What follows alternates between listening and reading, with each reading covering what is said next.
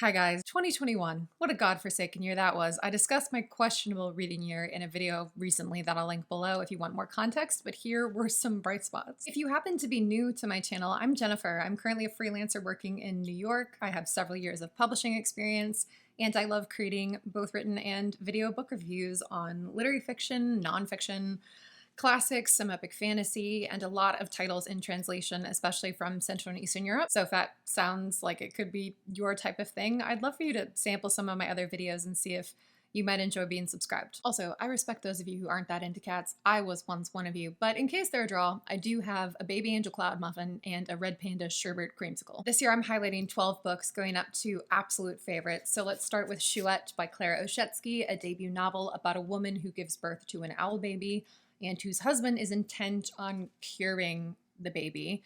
This is a deadpan, melodic, savage dream of a book. It's incredibly odd, makes you laugh at times when you're not sure if you should be laughing. Such a vortex of a reading experience. And interestingly, this started as a memoir about the author considering her unusual parenting experiences and morphed into this surrealist novel. Switching to the UK version, because the reason this is lowest on my list is to check my personal bias and that I was the agent who sold this book to the UK. It was my first major market auction. I was flying by the seat of my pants and ultimately sold Chouette to a young editor at Virago who'd been holding out for her first fiction acquisition there. She was waiting for a novel to come along that felt this special, so I strongly recommend this as a reader, but of course it holds a place in my heart for a lot of other reasons. Number 11 is Dressed for a Dance in the Snow, Women's Voices from the Gulag by Monika Zgustová, translated from Spanish by Julie Jones. Zgustová is a translator herself from Czech and Russian into Spanish and Catalan, which, is interesting, but I mention it because she was able to conduct the interviews with the 9 featured women in her book in person in their native language. All 9 of these women, at one point or another, for one manufactured, barely adjudicated reason or another, were imprisoned in the Soviet Gulag system, which was a vast network of labor camps that existed across the country, mainly from the 1930s to the 50s, although echoes exist today. Zgustova performs such a fluid, balancing act of describing these women as they are now, delving into their details of the past, and adding an historical context and stories within their stories. One of the women in here is the daughter of the famous poet Marina Tsvetaeva. Another woman's mother was Boris Pasternak's lover, and you feel the force of these Soviet figures, but always while recognizing their precarious humanity and without their inclusion drowning out the less famous people that you meet. Confession, I'd been seeing this in bookstores for a while and was hesitant to buy it because, I think the cover and spine are beautiful, but they did give off slight vibes of book club meets the Gulag, which I think this is in the best ways, in that it makes horrendous events readable without softening the harsh edges of reality. And also, for example, if you're not ready for Solzhenitsyn's Gulag Archipelago, or maybe Anne Applebaum's big nonfiction book on the Gulag, this is the perfect way to dip your toes into this topic. Number 10 is The Luminaries by Eleanor Catton, the 2013 Booker Prize winner, and deservedly so. It is the most glorious contemporary tribute to 19th century novels set during New Zealand's gold rush. The main threads of the story converge on a death and a disappearance that happen in different locations on the same night.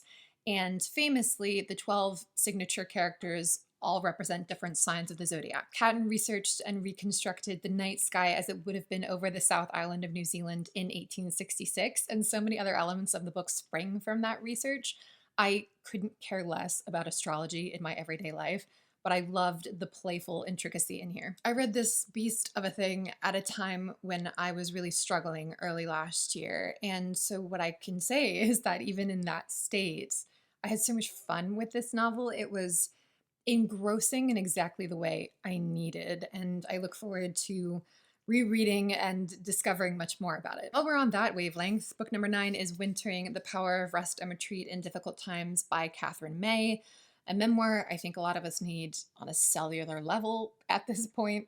She's writing specifically about a transitional time in her life when she, her husband, and son were all facing unforeseen problems and had to step back from their normal routines, had to hunker down and withstand life instead of producing and planning, moving up and moving on. I read this at the beginning of last year, so I was going back through the introduction to refresh my memory, and multiple times in the span of 15 pages, I felt hot behind the eyes just because of how vulnerable and hopeful her words make me feel. She says, "Wintering is a fallow period in life when you're cut off from the world, feeling rejected, sidelined, blocked from progress, or cast into the role of an outsider. The times when we fall out of sync with everyday life remain taboo. We're not raised to recognize wintering or to acknowledge its inevitability. We treat each wintering as an embarrassing anomaly that should be hidden or ignored." She then goes through many examples of wintering in the natural world, life forms slowing down, protecting themselves, waiting for a change to emerge. So it's quite a metaphor-heavy book, and there are only a few that don't flow as well or as logically as the others. For the most part, this is such an open and generous and restorative read. Number 8 is a poetry collection called Not Here by Hieu and Nguyen. This was a gift from Jen Campbell a few years ago, and so I expected to like it, but a few poems in, I was like, hold on, this is so good. These poems are about sex as an act of claiming the self and of self-erasure at the same time. There are threads throughout about being Vietnamese American in the Midwest, and my favorite poems are about the narrator's mother, so here's a taste of that. "Standing in front of a mirror, my mother tells me she is ugly, says the medication is making her fat. I laugh and walk her back to bed. My mother tells me she is ugly in the same voice she used to say, 'No woman could love you,' and I watch her pull out her body, and it is mine. It's important that I mention I truly wanted to be beautiful for her.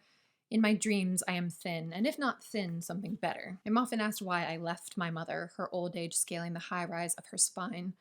Listen, trying to forget is not the same as leaving. Sometimes we must forget to allow forgiveness to comb the knots from our hair." His voice is so confrontational and also so supple. This was his second collection, and I hope we get many more. Next is a novella called The Pear Field by Nana Mishvili, translated from Georgian by Elizabeth Hieu. I was sent this copy by Pyrini Press. It's about an 18-year-old named Layla who wants to create a life for herself beyond the residential school for disabled children where she grew up after being abandoned there at a young age, and beyond the portrait of this community, the school and its neighbors.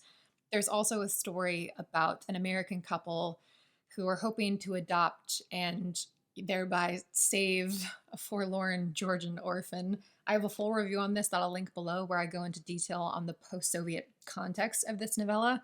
It's casually brutal and bleak atmosphere, and the concept of bleak books more generally. Favorite number 6 is Cold Comfort Farm by Stella Gibbons. I laugh just looking at this book now, thinking about things like the cows, feckless, graceless, aimless, and pointless. This is Gibbons' first and most famous work, published in 1932, about a young woman named Flora Post who goes to live with her sad sack country relatives at Cold Comfort Farm, and how she cheerfully manhandles them out of their cycles of woe. This book was satirizing sentimental British rural novels that were incredibly popular at the time, and I wondered if my experience would suffer a little for not having read any of those. I didn't need to worry, the book stands on its own, but I can hardly even imagine how side-splitting this must have been to the original audience. It's like if someone now were to skewer autofiction, but like to the point where you couldn't read Knausgaard in public anymore. But Gibbons skewers with writing that's also light and charming. That's one of the main elements of this book. And she isn't just poking fun at the country characters. There's a city intellectual who I'd say is the book's main victim, Rip to him. And Flora herself is the subject of sly teasing from the narrator. And so in a way, Gibbons was, just ending idyllic rural tomfoolery while also archly critiquing the British national character writ large and the type of readers who would encounter this story and think of themselves as so practical and no nonsense in comparison. Number 5 is another nonfiction book, The Future is History: How Totalitarianism Reclaimed Russia by Masha Gessen.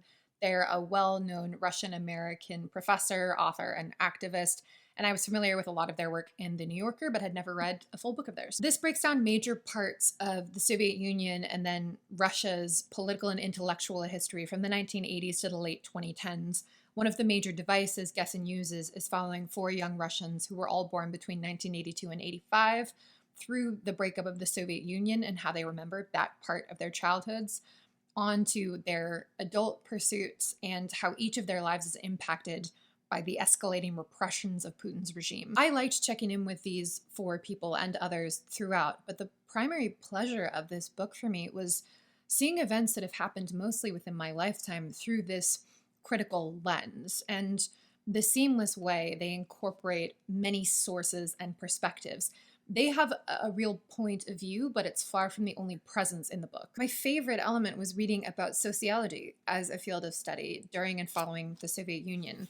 They discuss how science and technology boomed during this time, but the humanities atrophied, and then mention in the 1980s, social scientists working in the Soviet Union lacked not only the information, but also the skills, the theoretical knowledge, and the language necessary to understand their own society.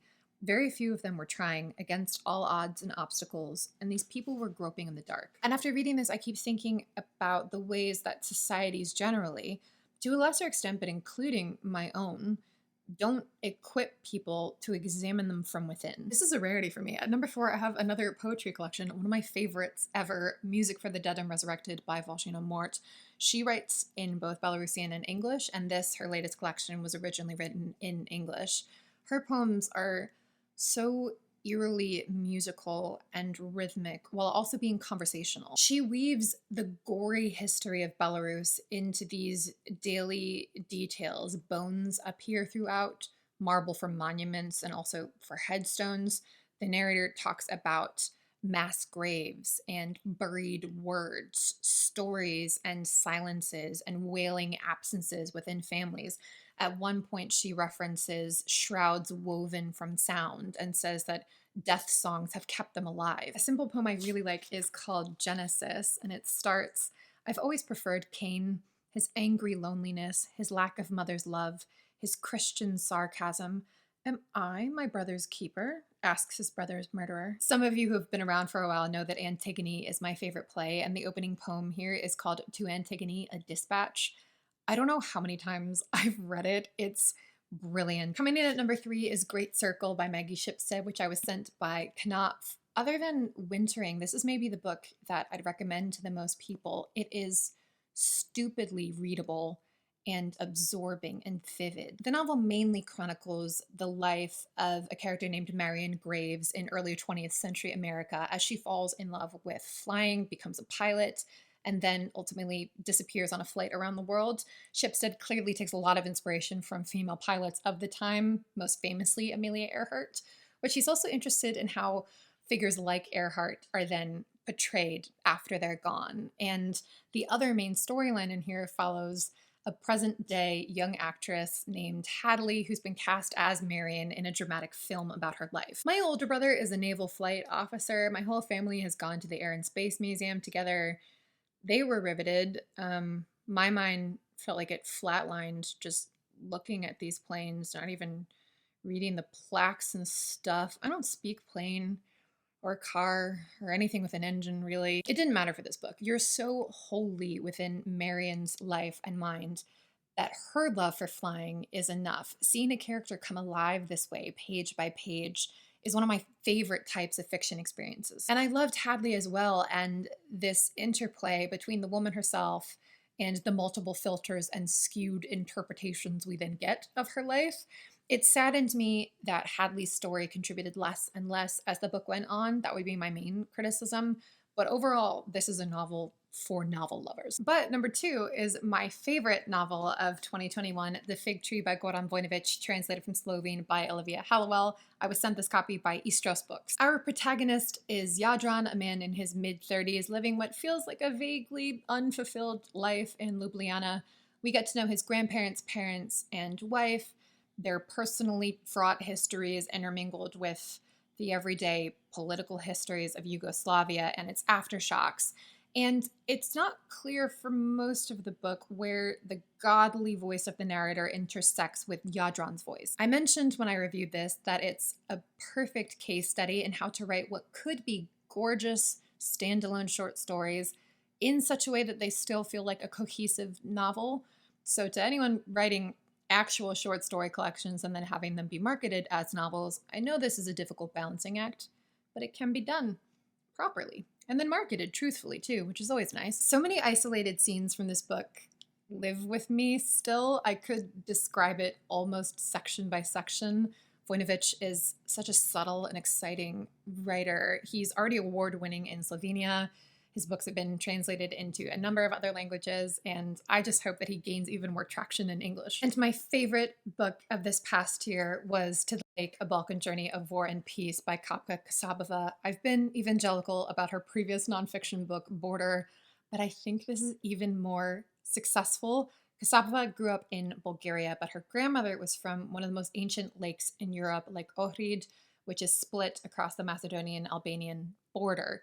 So she visits this lake and then another Prespa, which is sort of uneasily shared by Macedonia, Albania, and Greece. We get this collage of story after story, pockets of historical detail, bits about people's family lives and their work on the lake, and how all of them in some ways are affected in the present by the legacy of their homeland.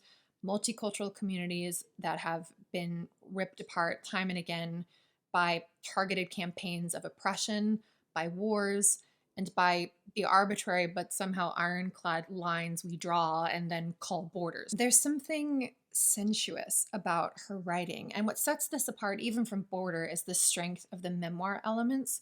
She writes movingly about her grandmother and mother, and through them, the narrative is infused with this hunger, a hunger to map the ways that dislocation can shape and even disfigure us. I want her to visit and deconstruct all the borders. Now I'm imagining commissioning her to write about, I don't know, the Pennsylvania-New Jersey border, a whole chapter on the Hoagie subdivide of our fractured society. Thank you so much for watching. I want to hear about your top titles of the year, and of course, if you've read or are planning to read any of these special book babes, happy 2020 to you guys, and I'll see you soon for another video.